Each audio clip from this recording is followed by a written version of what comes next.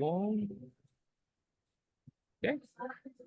All right, everybody. We are back with the Manny and Cheech music show. Today's topic, we're discussing new wave of British heavy metal, NWOBHM. You can say that 5 times fast. New Um, option.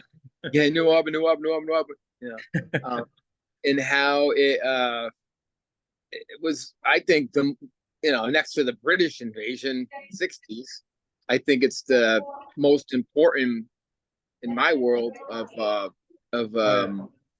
yeah. movements that came out, Yep. and there wasn't a lot. I don't think there has been a lot. There's grunge, which is a huge one. That was probably the last. I Quite would say, American. yeah, that's America. Yeah, American. America. Seattle, right? Put Seattle on the Yeah, map. grunge was the last big movement. I think it was. Canadian. I was gonna say with back to grunge, like Canadian prototype and Neil Young. Oh, Neil Young was grunge. Right? For some reason, the Canadian artists like Rush, Young, like they're strange enigmas that Oh yeah, influence yeah.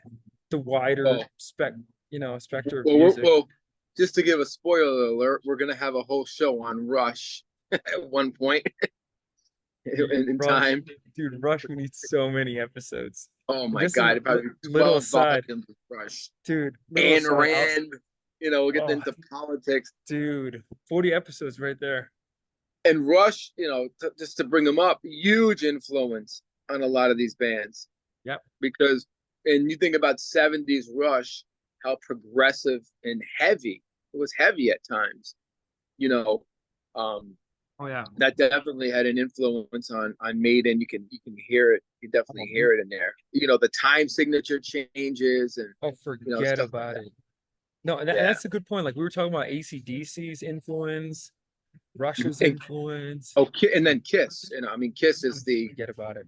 you know, Kiss This was is the biggest interesting because band. they were the prototypes of glam metal in a way, like glam rock, Oh yeah, along yeah, with yeah, New yeah, York yeah. Dolls, right? Like they would Oh, definitely definitely. influence the Yeah. American scene, but on In the the show, I think Kiss put on they innovated the rock and roll experience.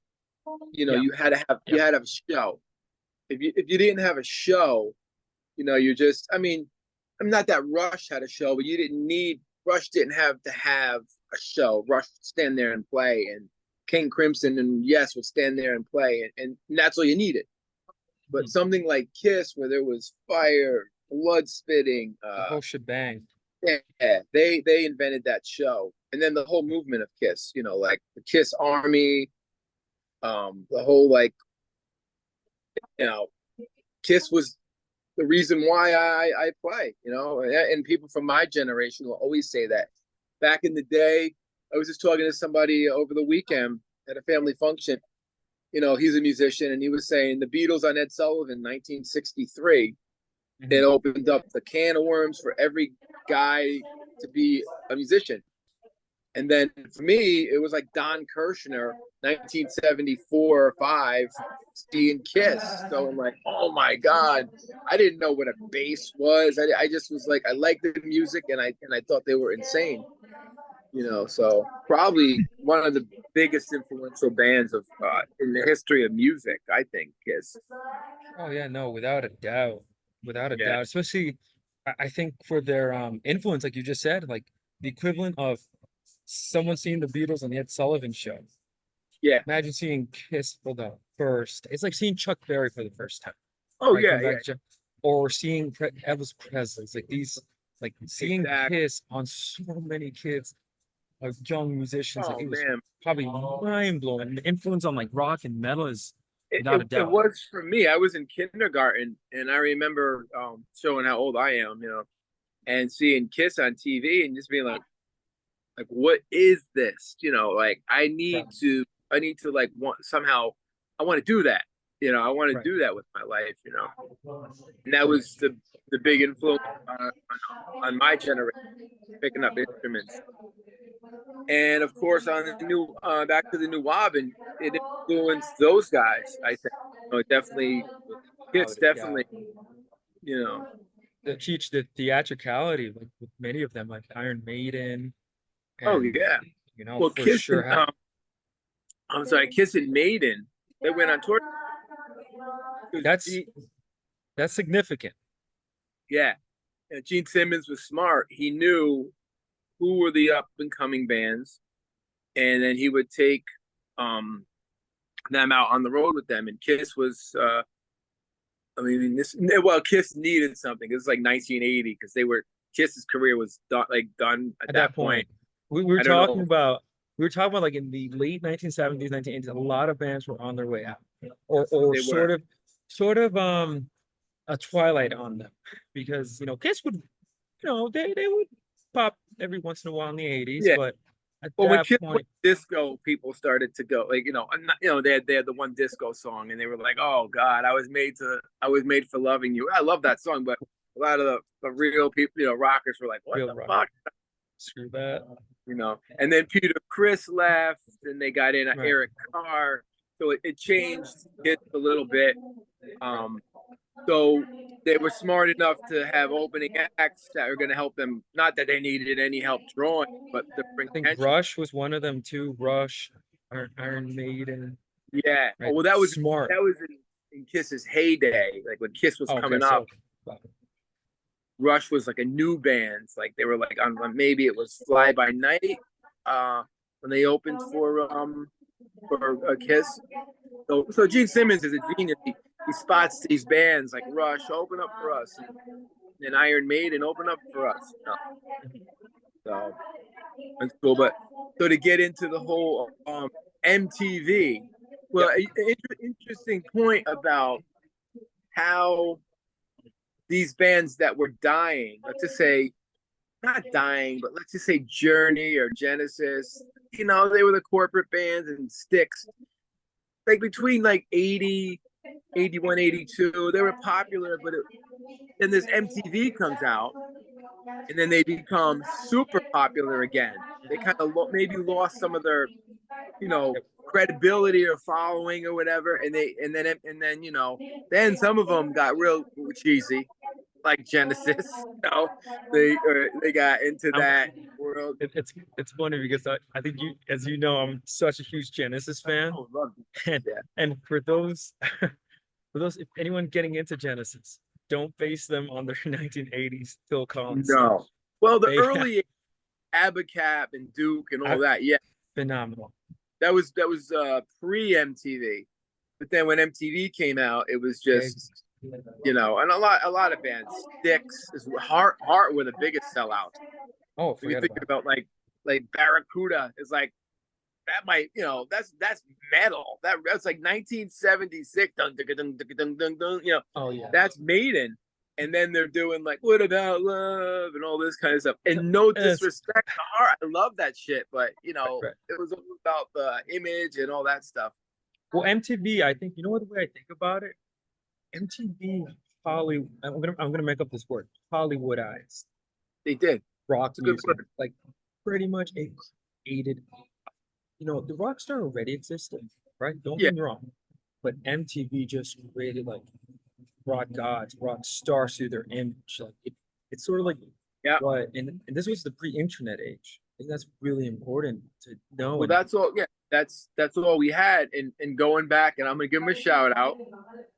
Our good friend Devante Daquan. Levante, I'll give him a plug. Daquan. I think he's not on Facebook. He's on Instagram. A super talented photographer and DJ. Check him out. Uh, Great and a great guy, of course. And great dude. Daquan, who's our good friend, he said to me, we're talking about scenes, and I'm like, I'm old. I don't look up scenes. I'm sort of stuck in my ways. I don't go searching for scenes. But he's like, there's a million scenes out there. They're out there. You got to find them. He said when you were a kid, you had one scene. It was called MTV. That's all you had, and it's true. Like whatever I seen on MTV is the music I like. My generation liked. We didn't have a choice. You know, of course, our parents would play music, and stuff that we picked up on. But my generation seeing videos, I grew up in the era, MTV era when it came out. So if you had an album in the 70s, there was no video to go with that. Now there was a video to go with that album or tape before CDs Mhm. even came. So MTV had a lot to do with making bands mad. And Huge, like reaching arena rock level status, the 1970s.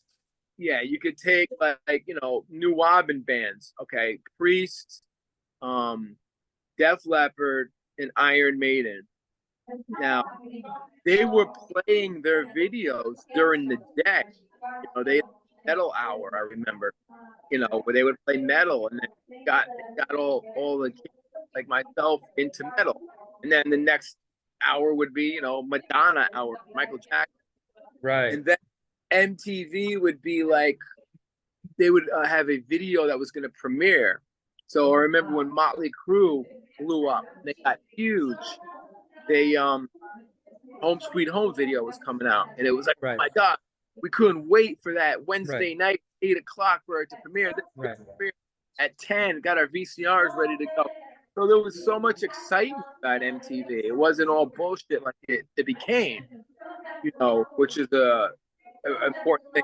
They literally made bands, and they made Oh yeah. American bands huge, like Bon Jovi and stuff like I'm trying to think of some other bands like Motley Crue, Bon Jovi, Well, I was gonna Def say as Leppard. a oh Def Leppard. Forget. I remember the way I discovered Def Leppard was MTV music video photograph Yeah, and yeah. seeing that iconic um first of all seeing the band and the lead singer wearing the I don't remember his outfit in that video. British flag, the British British flag thing. flag. And I was like, who are these guys? Like, what the heck? Yeah, Like yeah. mind blown.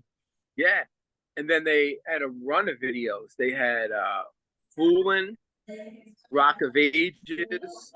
Mhm. So it wouldn't just be one video. There'd be like three, whatever singles were on the album. You had to have a video. Um, so as far as the English bands go, they were probably the most successful on Mhm. MTV as the new Wobbin. I mean, you And didn't that, see Tigers of Pantang videos too much on so what do you MTV. think happened? So what happened? Like, so clearly out of the new wave of British heavy metal bands, Yeah, few of them actually like, and don't get me wrong, all of them are amazing. yeah. Few of them reach commercial success. So what happened? I think maybe after they got their deals, because like new wave of British heavy metal technically started in the late 70s, 77, would be a good year, 78. And then by time 1983 came around, it was over because they were all famous already. They were known, Mhm. they were known, and they reached America. Alex was coming up and becoming massive. Slayer was becoming massive. Testament, Anthrax, and they were all talking about English heavy metal. Right, So, right, but a lot of the bands were just more influencers to the successful bands like Diamond Head. Diamond Head right, inspired Metallica. They never reached that status, probably because after their third album or second album, they just didn't have the material. Like a right, lot of bands, you're good for 2 or 3 albums, right, and right. then that's it. And then they just it peaked. It just peaked, and only a handful got to a big level. Even Zaxxon, they got to a nice level. They did an album called Crusaders, Mhm. and then they kind of you didn't hear about them too much, you know. But Maiden was just going strong through the 80s. Def Leppard going strong through the 80s. Huge. Priest, Motorhead was still underground a little bit. Like they weren't huge like they are now. I will And I say think, I think the album that everybody knows by them is Ace of Spades. oh yeah, yeah, yeah, And I think that was the album that put them on the map in terms of yeah. mass But wide they didn't appeal. they didn't blow up. They didn't blow up like a Maiden. I Mm. mean, they're Motorhead. They're huge, but they didn't become massively huge until later on. they got into the public eye. They were in movies. People talked about them. You Right. know, they were always out there. You know, and stuff. But Maiden, they had like think about Maiden, like a string of albums. First album, Killers, Number of the Beast, Peace of Mind. Then they did uh um God, my brain is going now. Somewhere in time, Seven Son, you know. Oh, iconic. Their 80s output Oh, is Power Slave. Power You know, Slave. so like after Peace of Mind comes, you know, Power Slave. And Mhm. you're like, oh my God, this band is, somewhere in time. And then Seven Son. Like the whole decade of the 80s, they had massive I, albums. I mean, look at this. So yeah, so Iron Maiden, Killers, The Number of the Beast, Peace of Mind, Power Slave, Somewhere in Time, Seventh Son of Yep. yeah, Seventh Son of a Seventh Son. Like these Yep. man, Yeah. like they and MTV just boosted their starting, I think, with The Number of the Beast. Yeah. Oh yeah, yeah. Number of the Beast is when like you would see Iron Maiden on MTV. They used to have concerts. I remember as a kid, they Mhm. had this is how cool MTV was. They'd have bands play like 5 songs. So they had Ozzy Speak of the Devil, uh Judas Priest, and then Maiden live off of the Killers era, Right, you know, right. Rat Child and all that stuff. But it wasn't until like the real videos came out. These were concerts of like Number of the Beast, Trooper, you know, that's when Maiden just took off, you know. Right. Priest too, but I think Priest got a little weird in the 80s with this Turbo Love. You I got a was gonna little say, glam. yeah, You got, they kind of lost their roots a little bit. They tried it because glam, that got so big. Motley Crue, I keep repeating, the bands I love, Rat and Doc, and they blew up, and I didn't like them, but Poison and all these other bands. right, Here, right. Cinderella was good, um, all these bands, and then that's where I think Priest was like looking like that with the teased up hair and Right. Turbo Love. I was like, this ain't the Priest I remember, that I Yeah, like. it's funny, they added synthesizers. To me, They that was did. strange. It's funny when I discovered Priest, like I discovered Breaking the Law, Great, British great. Steel. And then I Yeah. listened to their other stuff. I was like, wait, I'm confused. What kind of band is this? Like I was Yeah. so confused. And then in the 90s, they released Painkiller. Oh, it's heavy as fuck. Yeah. So I was so confused by this band. Like, wait, what is going on here? But Well, in the 90s, I think they changed because they got a new drummer. Um, I want to say Pat Travers, but I can't think of his first name. His last name is Travers. And he was in a band called Racer X, and the guy was like a double bass beast, you right, know. And of course, Metallica. How can we forget Metallica? They dominated. They dominated. were interesting. They didn't make videos. They didn't want to No, make. no. It's a Well, very good point. pause on Metallica because they choose not to make videos. Now, any band that chose not to make videos during this time, I felt that was a career suicide. Yeah, Like if you wanted to make it big and you you had to embrace MTV and music exactly. videos. You had to. Metallica, so metal that chose not to. And they didn't choose to become commercial sellouts, if you want to call it that, till the Blackout when they worked Yeah, with yeah, Bob Rock. Right. yeah. Which again, I know that album gets a lot of hate from like sometimes like metalheads. They think Metallica sold out. I personally think it's a great album. There's some good songs on it. I'm sort of the old school of Metallica because I come up from And Kill 'Em All, Ride the Lightning, that's metal. Master of Puppets, and the thing is, what happens? I think what Metallica is. Cliff Burton was just like the Steve Harris of that band. He was Right. like the musical guy. I know Lars and James are Metallica, but Cliff Burton probably was like, I'm not making a fucking video. I'm not Oh selling yeah. out. And I think that might have been the reason why, because after when they got Jason Newsted in the band and they did Justice for All, which is still the 80s, it's 1988, Right. late 88, fall of '88 it came out. They did the first video, and that was a big deal. Like, holy shit, Metallica's making a video. And that was for Enter Sandman, right? No, that was for One. Oh, Yeah, that's interesting. All right, that's and that's right. off a. It's a great concept to get into the history. I think it's based off a book, Johnny Get Your Gun, where a guy he gets blown up, and he's a shell of himself. He's he has nothing, no arms, no legs, and all he has is his thoughts. And he's still alive.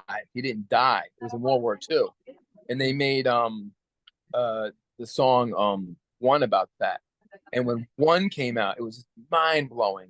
And the thing about One is the bass drums. Lars's double bass was just incredible.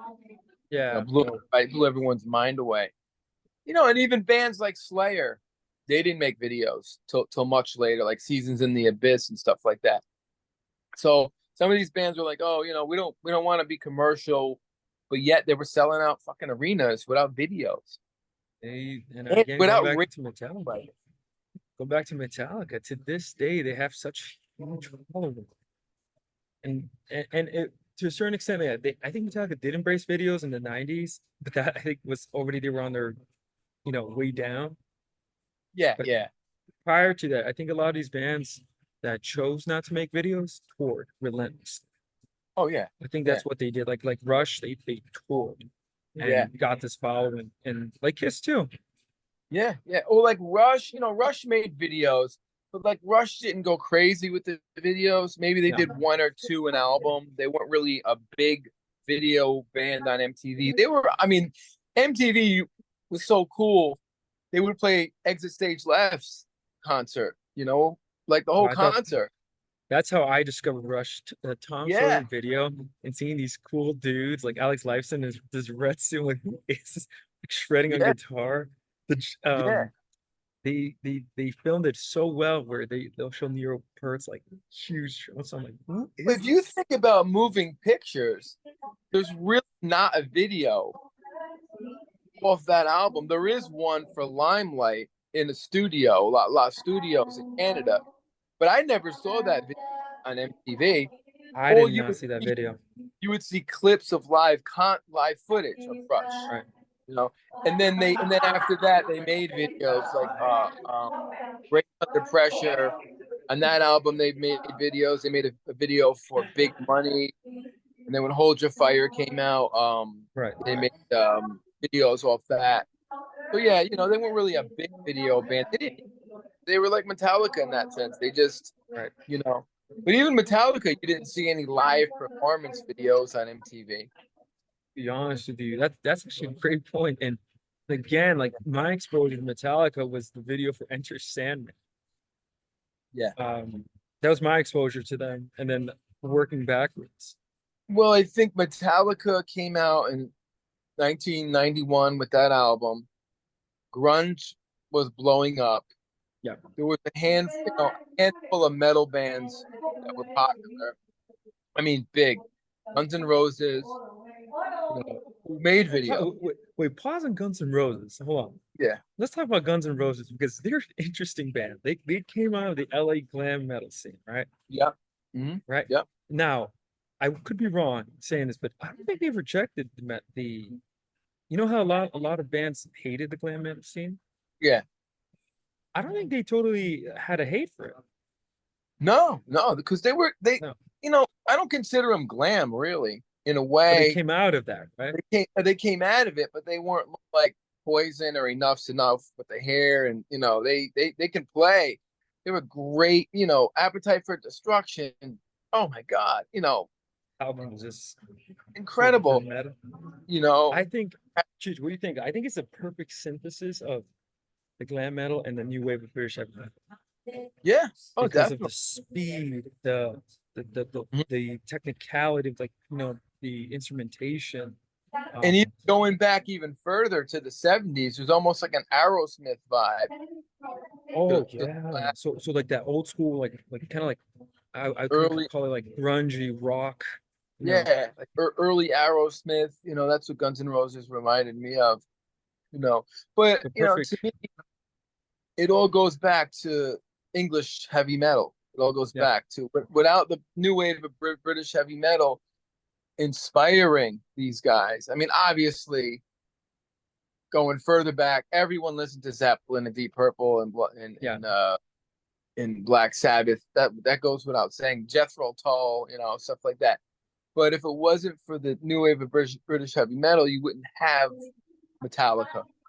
Yep. Metallica was heavily influenced by that. You Big. wouldn't have Slayer. It wouldn't sound like that. Yeah. Slayer definitely took influence from bands like Venom, that dark, I don't want to say satanic word, but that kind of that the clean show. You know? Right. Right. But but yeah, so there was so much. There was so many great music going on that MTV got us out to, got out there. And even like new, Spread. bands like Devo, you know what I mean? Like stuff like that, Dude, I think they created the new wave. I mean, not to say that they created it, but dude, they spread. I mean, I think the first video was by a new wave band, the Buggles. Video killed the Video, radio star. and they were a new wave band. They were like a weird English band, and Trevor Horn, the singer, he was in Yes. He joined Yes. He was Yes the singer on Drama after that song. But that actually was, I think that song came out in the late 70s. And then MTV, that was the first video I believe that they played. They made a video for it a couple years later. Believe it or not, he was in Yes for a while. And then, to talk about bands like Yes, who embraced a whole new sound from It's a whole MTV. nother story. Again, going back to Yes, Genesis, Pink Floyd to a certain extent. Yeah. I think they were starting to yeah, the old arena rock, prog rock bands. I think the point here is It gave them MTV. it gave them a new career. Yes, after Drama came out, they took a 4-year break, and then they got back together with Trevor Rabin on guitar. 90182 was the album, Owner Yeah, of the Lonely Hearts, and that was huge, huge huge. album, massive. And it was still good quality shit. It wasn't like, Yeah, it wasn't sellout shit. yeah. And then look at Peter Gabriel. I mean, he had some great, Oh, great songs in the 80s. I It was gonna didn't say sound like old Genesis, but I was gonna it say was. for those that don't know who Peter Gabriel is, he fronted Genesis in the 1970s, exited the band after The Lamb Lies Down on Broadway, 1975, and then Or was it a little later? I think it might have been a a little little. later, something like Yeah, that. yeah, yeah, He was already releasing some good music, but once the 80s came in, especially with the album So, and you yeah. know, him embracing the music video format, he just Oh yeah. took advantage of it. And I think he definitely brought an artful um edge to it. Oh, definitely, Yeah. definitely. So yeah, MTV is critical. And I think so, geez, we have about 5 minutes. I guess like for you know, the new wave British heavy metal now. What state is it in? What do you think Right now, right now? um, I think it's done. It's been done. I don't, Wait, did you have this conversation with our friend Devonte, Daquan? uh, no, no. Well, we talk about scenes all the time, and we had a conversation yesterday about like it takes if there's a scene going on, there might be a scene going on right now in Portchester. I don't know, but it takes one record executive to go to that scene and get one band and bring it Right. to. Well, there's no MTV now, but if No, there MTV. was an I think MTV, MTV is dead. so if there was an MTV happening, take that band, bring them to MTV, they blow up, and then the record labels are Right. like, are there more bands in Portchester like them? That's how a scene develops. Yeah. That's how Well, I'll be honest grunge. with you. No, as a millennial, I don't know if Devontae's a millennial. I don't know what the heck he is, but I will say I'm in the internet culture. There are no scenes. The only thing there We got to get him is on our show because he's going to definitely debate on this. You know, there is no. I mean, there is probably scenes like no, out. no. What I mean is this. No, Cheech. What I mean is this. That today the music industry, in a way, is in trouble because of what the music execs want. So, for example, like if there is a great new metal band, it's influenced by the new wave of British heavy metal playing Portchester, it would Yeah. get last billing. No one wants them, Yeah, yeah, right? yeah, yeah. Because of what music wants today. And another little thing, I guess it could be the equivalent of MTV, but TikTok has definitely Yeah, I don't influenced know. I music. don't know it. I don't know much about it. My I daughter. will say TikTok is huge. If you make it on TikTok, you will make it on the world stage. Like I that's mean, I the world we know. live in I now. know my band Potter's Field is on it. And check out Potter's Field BX. Throw a plug on our Great YouTube band. channel. Thank you. We're at Joey's in Portchester every Tuesday night. The Uptown Jam. It's a quick plug. But we like we're on TikTok, and we're old fogies. We're rock and roll dinosaurs, and we get people who get like 5, 6, 700 views sometime Yeah, on the yeah. it's a lot for us. Um, but yeah, like maybe TikTok could help bands, but like if there is another Maiden out there or Def Leppard, we're not going to see them in our lifetime. I You know, I don't think so. I mean, my yeah, mother was talking about this Italian band called Manskin or some band like that, and they got really popular globally. And she's like, "Oh, you'll like them," and I was like, "Yeah, they're okay." But they got really popular, and I don't know how. Like some of these bands do creep through, and they get right. and they get pretty big. Probably from just maybe TikTok or whatever. Because you can't get in a band and play, 365 dates a year and get anywhere more. Yeah, Because there's no, you'll make connections. You might open up for certain bands or whatever. Even opening bands that you go and see them, you follow them, then you forget right, about right. them. It's not Yeah, like the old days. And yeah, then let's yeah. end it. Let's end it with this question: Will there ever be another scene like the new album? Man. So I guess from my perspective, probably not. And if there is, maybe not in our lifetime. It would have Not in our life. no, because again, like I think rock music, today's music scene is kind of dead.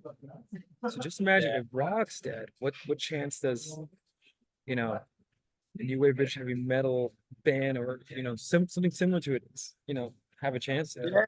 I mean, there's a lot of great metal bands out there, definitely. And it's hard to like, well, where do I find that? I got to keep looking, and there might be a band that sounds like Diamond Head, or there might be, and they're out there, but there's no vehicle for them like there was for Iron Maiden and Def Leppard, who came out of that scene that made that scene blow up, and Or then not Neil K. yeah, Neil Kay is responsible Or for. not we need somebody like that that's Yeah, there's no more Neil Kays out there. No, because or George Martin's like the world changed. You know, and there's no more Martin Birches or Terry Browns to produce bands like that anymore.